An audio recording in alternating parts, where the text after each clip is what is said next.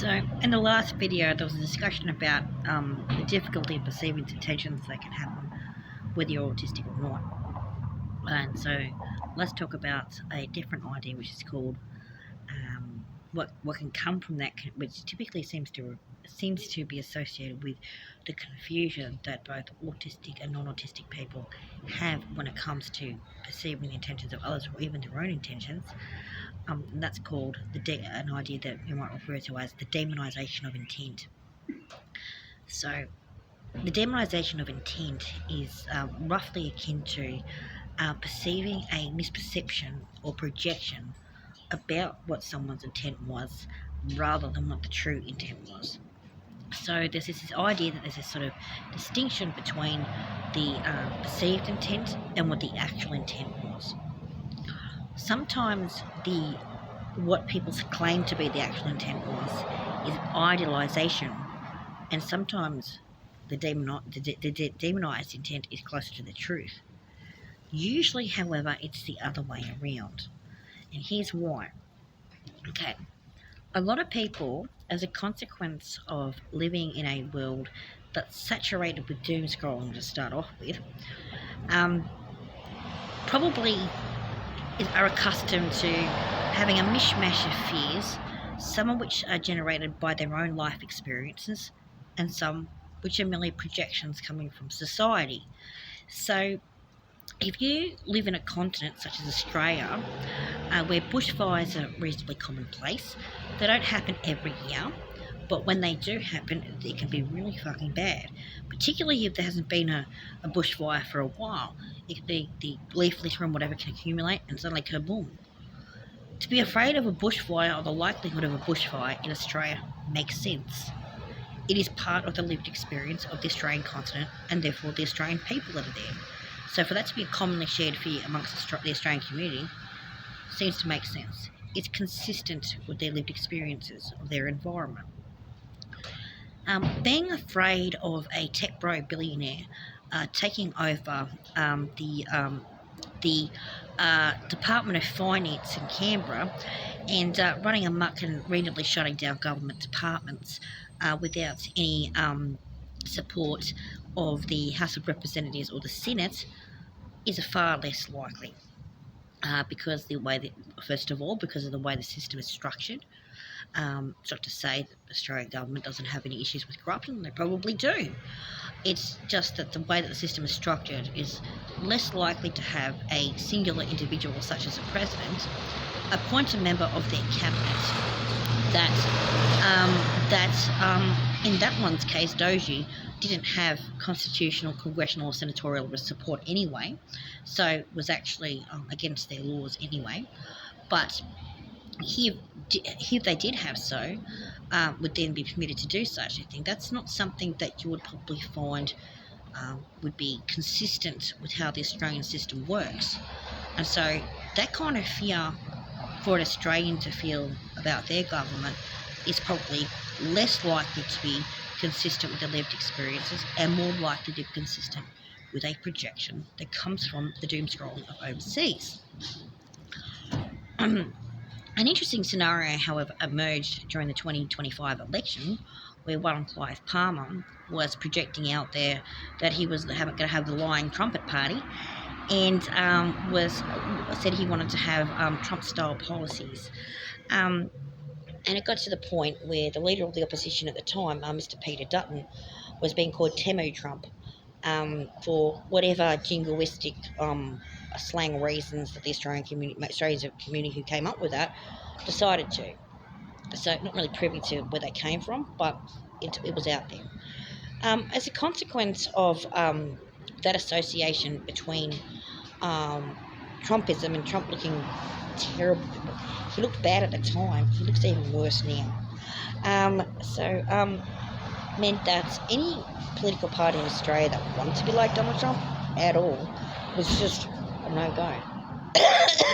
And so, as a consequence, the Albanese government won a landslide.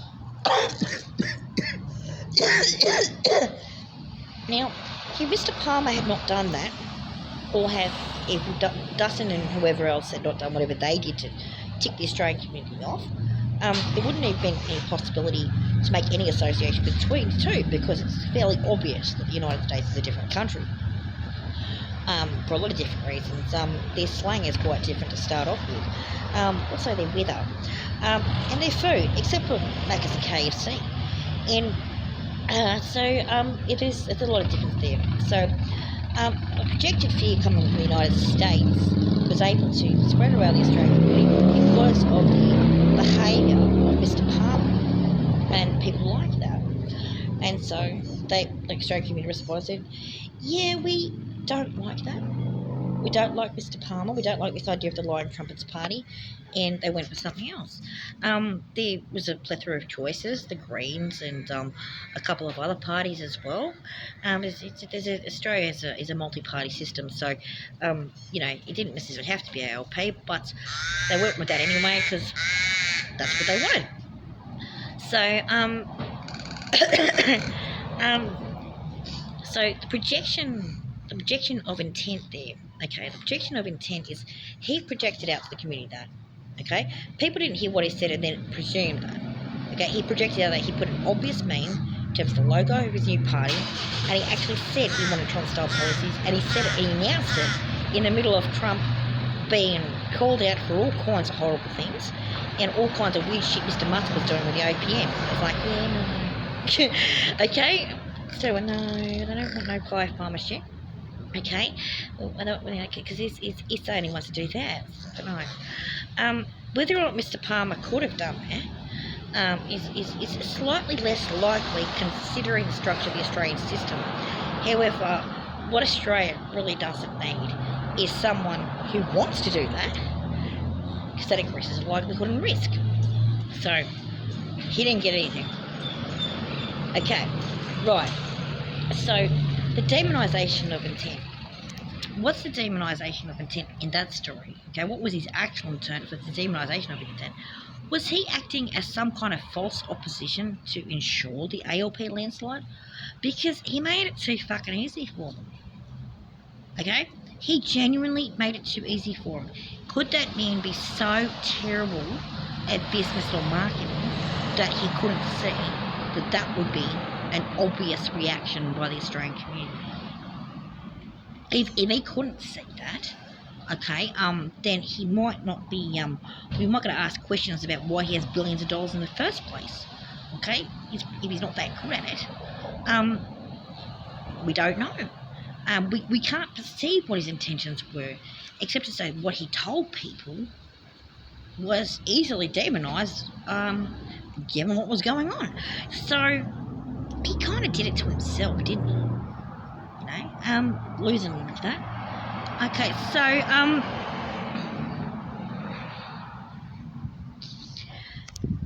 with the demonisation of intent, is there demonisation of intent? Someone like Mr. Musk would probably be someone that we try and express the idea that his intent is demonised. He wasn't really like destroying the US Office of Personnel Management and like ruining all the government services that the taxation system is required by the law of their society to provide. Of course, there's all kinds of statutes and constitution, this and that, about why those departments exist and what they're supposed to do, and just going in there and firing everyone and carrying on. So, no, you demonised his intent. He wasn't trying to fuck up their country. He was trying to reveal some kind of corruption. People turned around and they said, well, actually, we think your intent was corrupt, Mr. Musk.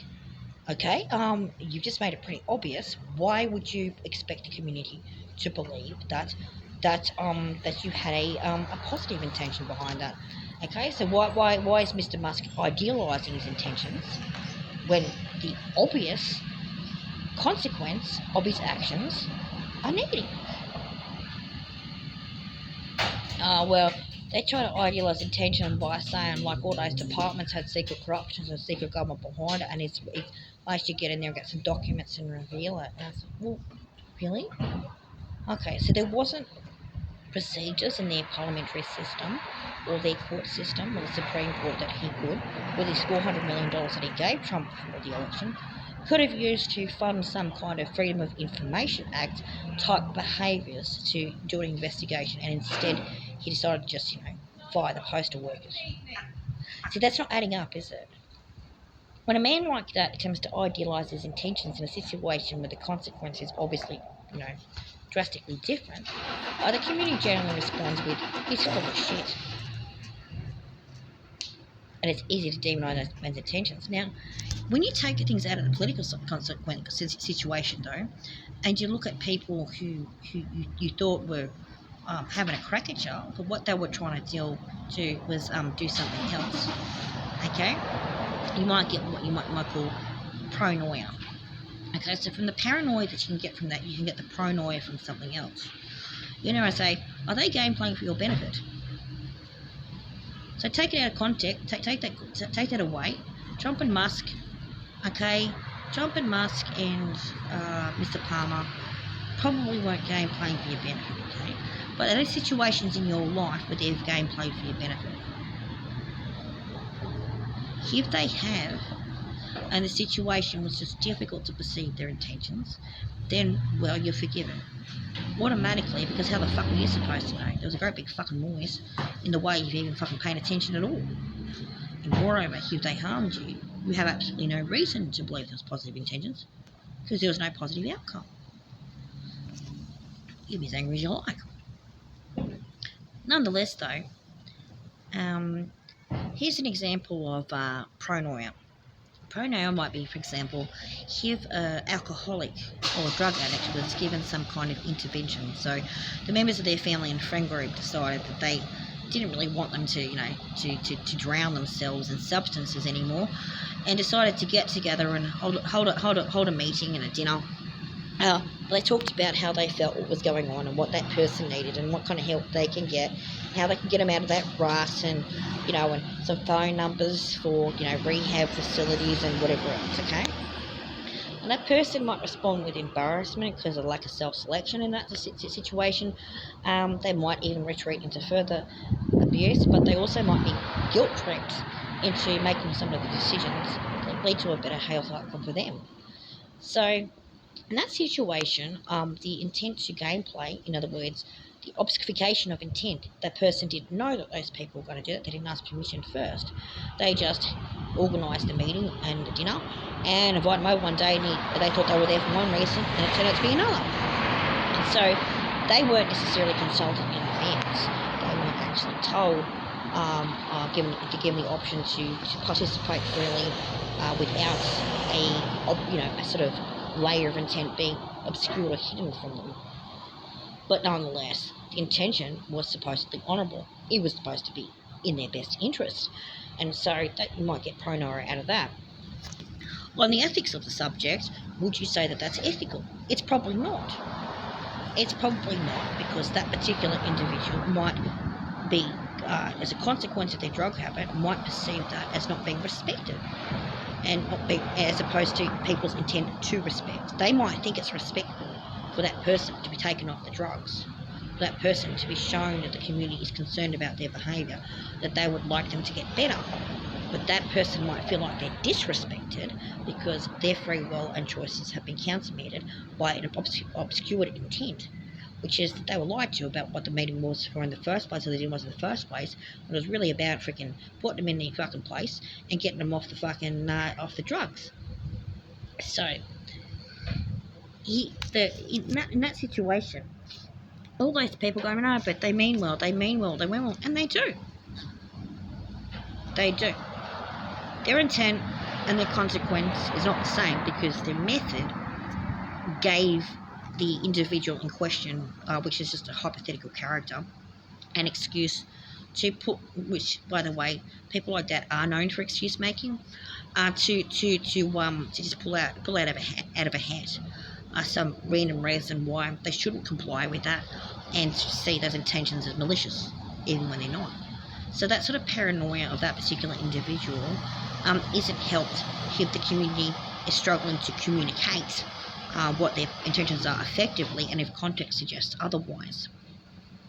So the demonisation of intent is also the case where you are genuinely, absolutely 100% sure that an individual had a particular set of intentions, but the consequences were drastically different. Okay, you can say the consequences were different, but people typically do, and rightfully so, is try to piece together why. Who did what and what contributed to that for that intention not to have that consequence. Okay? Intent's supposed to have consequence. Okay? If you pick up a cup is picked up. Okay? It doesn't suddenly rain fucking sparkling lizards. Okay? If you pick up a cup, it doesn't rain sparkling lizards. So obviously the intent leads to the consequence, right?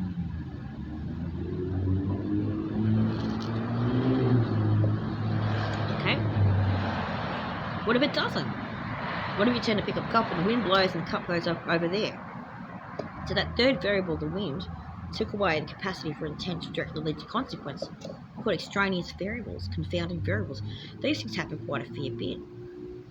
And in that space where the extraneous variables and the confounding variables can be found, you get a situation where a person's intention doesn't match their consequences.